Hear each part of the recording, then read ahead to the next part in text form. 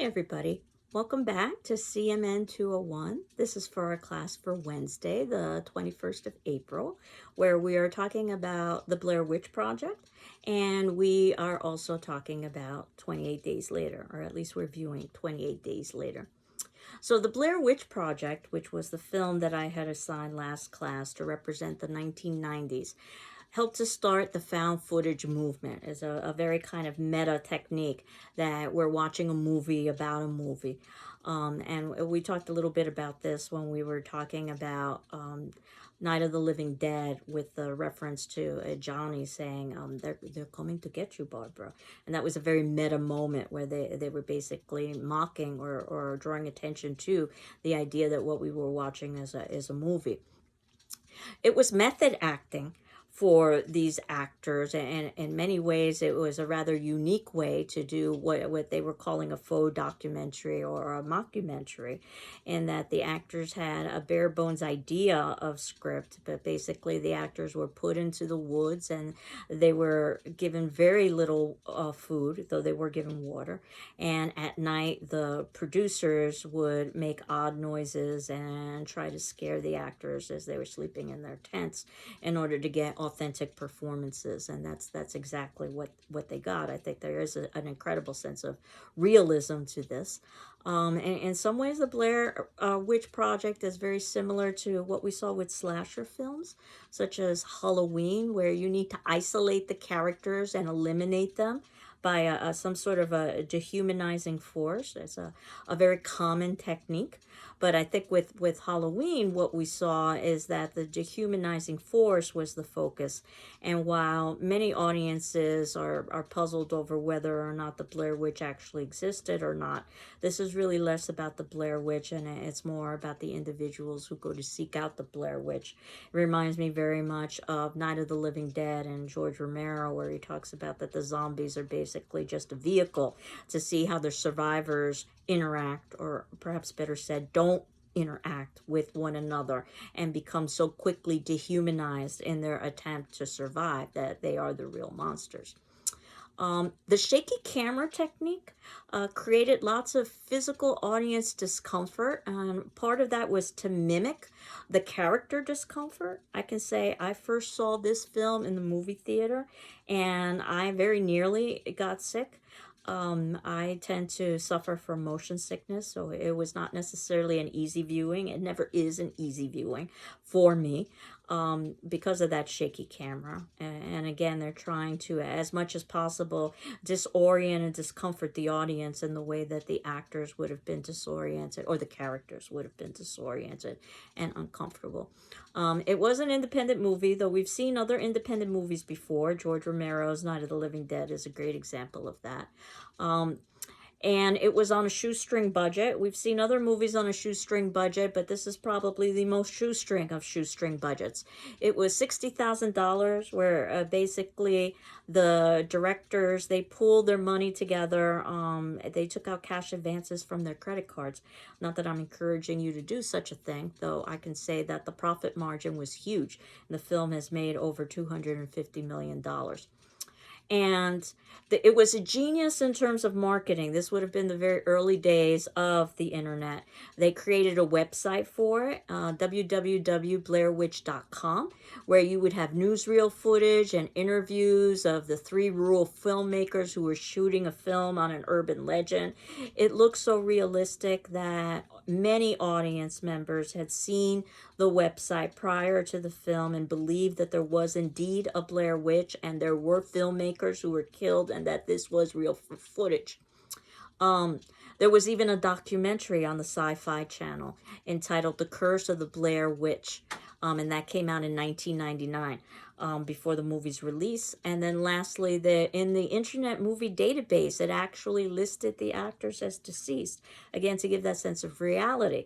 And I know that in our current times, we oftentimes talk about fake news and what is real and what is fake. And I think that in many respects, this film was the beginnings of that kind of conversations, um, where the movie techniques are trying to mimic reality, but the characters are really unsure of what is real and what is not real, and we consequently, as audience, are unsure of what is real or what is unreal. I had asked in the attendance question how you thought that this particular film might have represented the 1990s, and many of you indicated that it was the found footage movement, or this mockumentary, or the way in which it was marketed. And while all of that was important, I think that perhaps a bigger issue is just the way that technology is portrayed. The 1990s was the time of the birth of the internet. It was the time when technology was becoming much more accessible and much more portable for the average person. And I think it was the beginnings of some concerns about technology in one way or another stripping us of our humanity and our ability to see the truth. Again, in many ways, sort of prefiguring some of the conversations we have now with what is real and what is fake. And as some of you indicated in the attendance question, it also helped to prefigure the reality television movement that began in the 2000s, that was so prevalent. In part, one of the reasons why the reality television movement began is because it was less expensive to produce those shows. It ended up occurring during a writer's strike when cheap content needed to be created, because script writers were on strike in television. And the result was some pretty high ratings with some very low profit margins, almost like the filming of the Blair Witch itself. And I suppose the rest is history. Um, One of the things that I think is so important is a line from Josh, and he's telling Heather. And Heather's a very interesting character. We've talked about female over the course of the semester, and she very much is the domineering one here, to the detriment of the group in some respects. But what Josh tells Heather is, quote, "I see why you like this video camera so much. It's not quite reality. No, but it's totally like a filtered reality, man. It's like you can pretend everything's not quite the way it is." And I would say that that line sums up what the fear was of technology and what has happened with technology in terms of things like the internet and social media, the need to record everything in order to be able to prove its realism. And if you think about social media and how oftentimes individuals will record the most mundane things, for instance, what they're eating for lunch, in order to be able to prove that they're doing this, and also to be able to, in one way or another, brag to their quote friends. Um, but there is documentation, and in fact the documentation becomes more important than the actual experience of the event itself. And that, I think, is what we're seeing in this particular film and the beginnings of this. We also see how very quickly this group disintegrates once they leave civilization and they're in the wilderness. And wilderness, if you think about the term wilderness, or wild and untamed. And once they basically have to abandon much of the modern technology that they've become accustomed to, so all they have is the portable technology that they have. And we see how ill prepared they are to basically survive in the wilderness. The misunderstandings and the solitude that's brought on by technology. That's one idea that oftentimes is seen in the Gothic and is seen in horror films, that isolation and solitude is never a good thing. And that filtered reality is really the only thing that Heather has left. And again, we could say that that could be a commentary on users of the internet, and this would have, of course, been prior to something like social media. But is that filtered reality the only thing we have left? Though we could perhaps say that in some ways it was very similar to the advent of television, which occurred in the 1950s and basically had its heyday right up until the beginning of the 90s. That kind of filtered reality was basically people's life experience prior to the technology of the internet. We know that themes of sanity and insanity are themes that we've seen throughout the entire semester, and this we'll see as well. And One of the things that I particularly like about this film is its ambiguity, its suggestion. We don't really necessarily see anything outright in the way that we would with The Exorcist, let's say. It's implied. The fear is about what we don't see, the unknown. And actually, if you think about the origins of the word occult, it means the unknown. And an interesting question when I was doing some review for this particular film: does a victim empower a monster by seeking it out?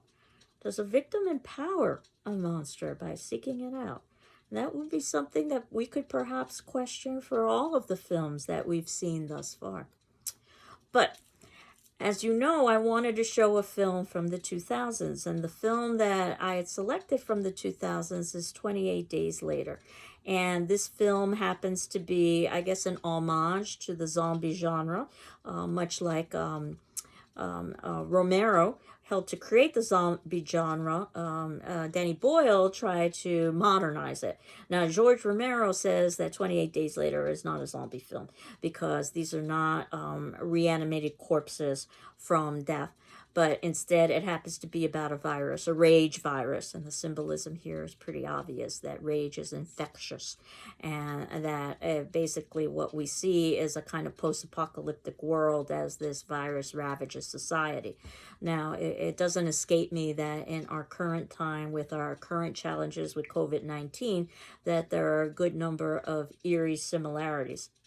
So that's my spoiler alert, so to speak, when you are watching this particular film.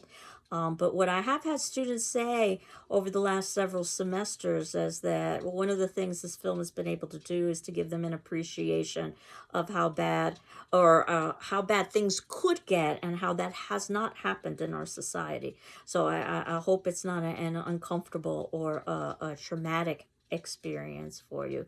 So I guess this is my trigger alert, if you will. Also, I'm having particular difficulty finding the more contemporary films because of copyright issues. There is the ActVid site that I've been using. Now, one of you has indicated that you've had issues with pop-ups with that site. I have a web link for ActVid for 28 Days Later. You may have possible pop-ups. What I recommend that you do if you access this link is that you click on the movie image first and then you close the pop-up. Don't do it the other way around, and you should be able to access the film. Now, that said, you can access the film in a number of areas for a fee, usually $3.99, through YouTube, Vudu, iTunes, Amazon Prime, if you want to do that. I was able to find another website where you could access the film where it's free. They're going to ask you if you want to download something. Rather than respond, just keep refreshing and continue to try to play, and eventually it should play for you. So those are 3 different ways you can access 28 Days Later. And if none of these are possibilities, contact me, because I can give you an access code to an account, a Netflix account, that would allow you to view that movie. It's a little bit cumbersome, but it's something that you and I could do together in the event that was necessary. So it could turn out that you perhaps own this particular film, and that would be fine as well. So at any rate, what you can see that in today's quotations section below in our notes, I wanted you to begin thinking seriously about your final project. In the event that it turns out that your final project is going to require the use of outside resources, then what I can do is give you some suggestions on resources you can use. 2 websites in particular that you might have heard of. One is Purdue OWL, and that is listed in the notes below. It's a wonderful website for writing in general as well as quotation. And also the GCC library website. And the library obviously knows that students will be utilizing research in their studies, and they've got a specific link for writing and citation guides. But that said, I wanted to just give you some examples of quotation. If it turns out you're using outside resources, you don't necessarily have to use outside resources. You could just do a plain critique For instance, you might just want to analyze 28 Days Later the way you would analyze a short story or a poem without using any outside resources. And it occurs to me too, I think I made a misstatement about 28 Days Later, that if you needed the access code from me, I don't think it's from Netflix, I think it's from Amazon. But it doesn't necessarily matter, but I would give you the code, whatever it is. But nevertheless, if you wanted to look at the quotation and documentation section below, you can see that, first of all, punctuation goes after the documentation. We are using the MLA system, the Modern Language Association system, for parenthetical documentation, which is what you use in the humanities. It's slightly different than what you would use in the sciences, which is called the APA, or the American Psychological Association. Basically, what you do is, after a quotation, in parentheses, you indicate the page number from where you have found your particular source. And you can see an example of that. Punctuation after documentation, where we have, quote, Krebs went to the war from a Methodist college, unquote. And then in the parentheses, 162. Notice there's no P or PG or anything like that, or PAGE. Close parentheses, and then the punctuation goes after that. Or if you needed to continue your sentence, you would do so. Sentence continuation after documentation is the second example. Although, quote, Krebs went to the war from Methodist college, unquote, open parentheses, 162, close parentheses, he cannot pray with his mother, period. If you wanted to insert something in the middle of a quote, basically your own language, and you would do that to clarify something, not to analyze something. Usually it's oftentimes done after a pronoun. If it's not clear who the pronoun is referencing based on the quotation that you happen to have selected, then you can use a square bracket, not parentheses, square bracket, immediately after the word that's unclear, and you can clarify. So the example that you see, the third example under insertion, quote, even his, and then square bracket, Krebs's, and then close square bracket, lies were not sensational, and then open parentheses, 162, close parentheses, period. So basically, after the his, based on the way that I chose this quote, the his could have referred to several of the male characters in the story. I wanted to identify which one. So in the square brackets, the language Krebs is not part of the original story. It's my language as a writer that I'm inserting in to clarify for the reader. You can also omit something from a quote.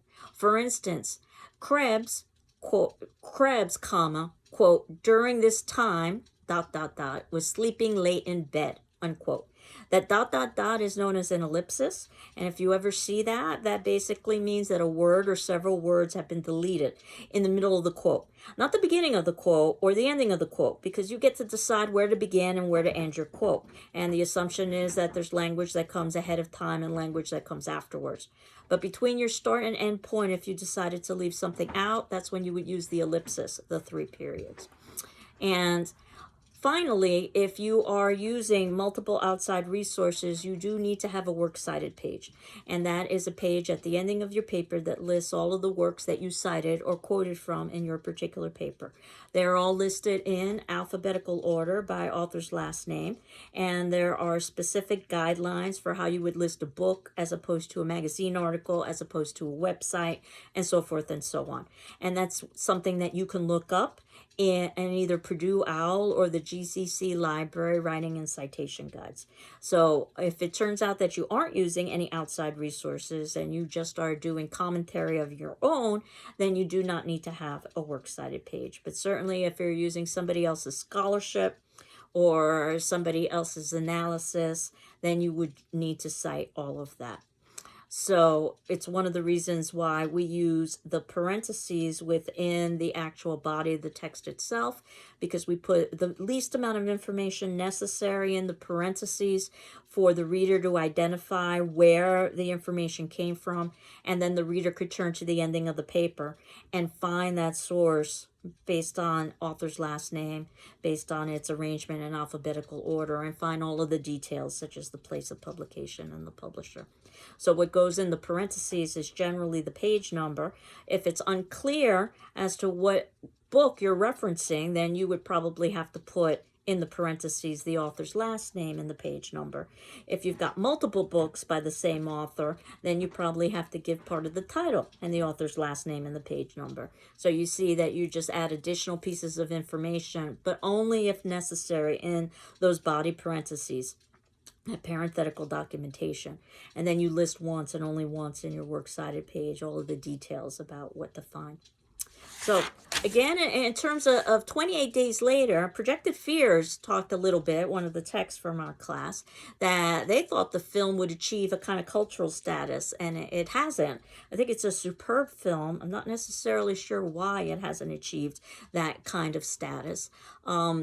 It's British. And this also is very important, I think, because thus far we've been focusing mostly on the Western tradition, mostly America, though we began with German Expressionism. So I think we can get a different cultural lens here. And we see the destruction of society, the apocalyptic 2000s, and the concerns whenever there's a new century. I don't know if any of you are familiar with the Y2K phenomenon. At the ending of the 1990s, there was great concern that our computer systems would all crash because they hadn't been programmed for the 2000s. And we waited with bated breath once the clocks turned to the new date of 2000 to see what the computers would do. And they continued functioning normally, so there wasn't this apocalyptic destruction in the way that society feared. But I can tell you that the Y2K phenomenon was on everyone's minds in the late 90s. And I think that, coupled with the early 2000s and outbreaks such as mad cow disease. And the film was actually filmed before 9/11, but in many ways it's prophetic to what was experienced in 9/11. So I think it's a very powerful statement about that historical and political event as well. And what we see, much like we see in George Romero's zombie films, is a critique of media, a critique of government, a critique of consumerism. The soundtrack in this film is incredibly powerful. We've talked about soundtracks before when we talked about things like Psycho and Halloween. And there also are moments of dead silence and then noise, very similar to what you would have seen in The Exorcist, in order to scare and disorient audiences. And what you will see in this film is this idea of the importance of community, and that really is the salvation in an apocalyptic and post-apocalyptic world. So for today's attendance question for 28 days later, which would be due on Thursday the 22nd at 6 p.m., considering the fact that 28 days later does have some parallels with our current challenges, I wanted to ask, what do you think our current society in 2021 could learn from the film 28 Days Later? What do you think our current society in 2021 could learn from the film 28 Days Later? And again, you can get the film 28 Days Later if you're willing to pay a fee on things like YouTube and Vudu and iTunes, Amazon Prime. The more I think about it, I don't think it's on Netflix, but I'm not completely certain. You can try the ActVid site. Again, there might be some pop-ups. Click on the movie image first and then close the pop-ups. You should be able to access the film. There's another website that is free that might ask you to download something. Don't download it. Just keep refreshing, and I think you should be able to play the movie, or at least that was my experience. Or if you don't want to do any of those options, then contact me, and you and I'll give you a code so that you and I can make arrangements so that you can watch the film. So I hope you're doing well. I'm doing well. And I don't know if it's quite right for me to say I hope you enjoy 28 Days Later, but I hope you appreciate, perhaps that's a better word, 28 Days Later. Take care. Bye-bye.